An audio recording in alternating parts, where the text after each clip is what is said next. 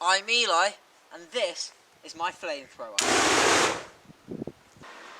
So, as you've seen from the beginning, this is a flamethrower. Now, you may be thinking, actually no, that's a rusty fire extinguisher. And in which you are right. It is a rusty fire extinguisher with a hole drilled in it and a bit of pipe duct taped to the front. That's literally all it is. So, how does this rusty fire extinguisher with a hole drilled in it and a bit of copper pipe duct taped to it make a 20-foot ball of fire? Well,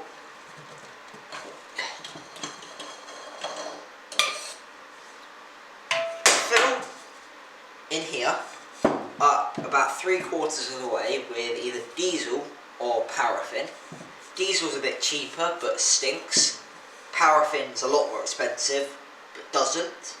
So you fill this about 3/4 of the way up with diesel or paraffin, your desired fuel of choice. You then pressurise it.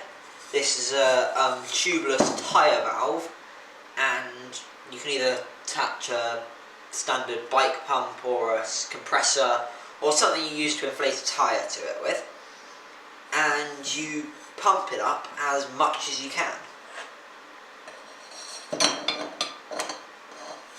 So this is another fire extinguisher, and if I were to turn this one into a flamethrower, I would drill a hole in there. First I would open the top, make sure it's not got any pressure in it. Open the top, empty out any of the contents.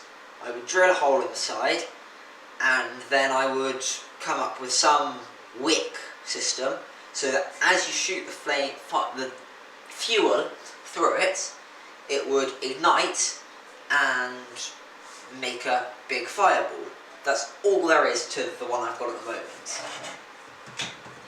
I would probably use something a bit better than duct tape. So, as I said just now, to fuel it, I use either diesel or paraffin. And diesel and paraffin by themselves aren't that flammable. You can put a lighter to a thing of diesel and it won't burn.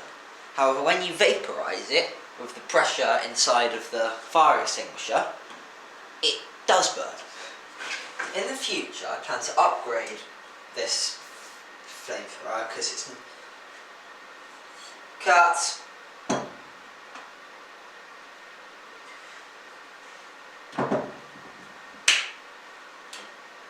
In the future, I plan to upgrade this flamethrower because it's not very easy to use and takes a long time to set up and really isn't that great.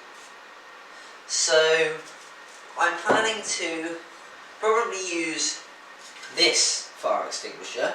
So I don't think it'll increase the flame size, but it will increase the capacity and the amount you can use it for.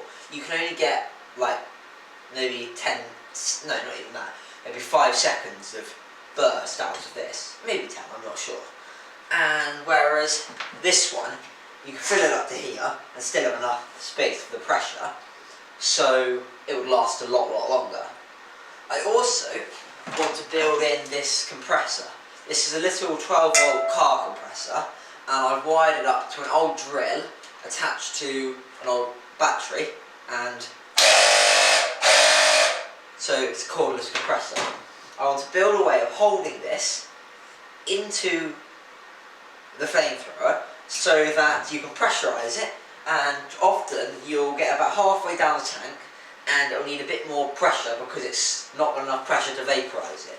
So what you do then, you can just and top it up, which would be a much easier way of doing it.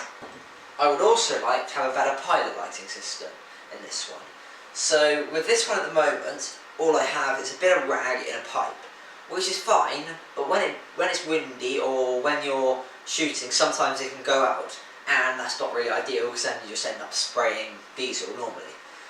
So I think for this one, I would get a blowtorch and have that angled up so the fire is here, so that's not going to blow out in the wind, and should be a lot more predictable when it comes to firing it.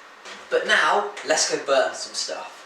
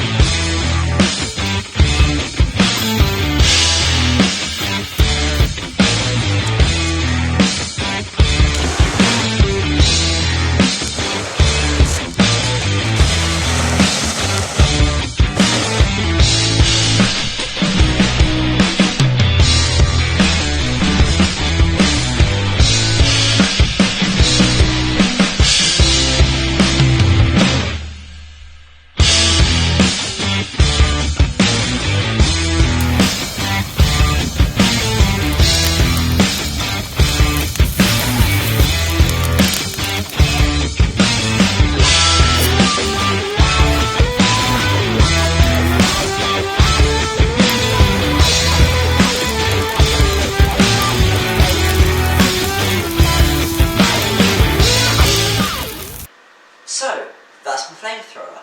Hope you enjoyed this quick video about it, and subscribe because you don't want to miss out what I'm going to do to improve it and all the other cool things that I'm going to do. So stay tuned, like, share, subscribe and all that lot.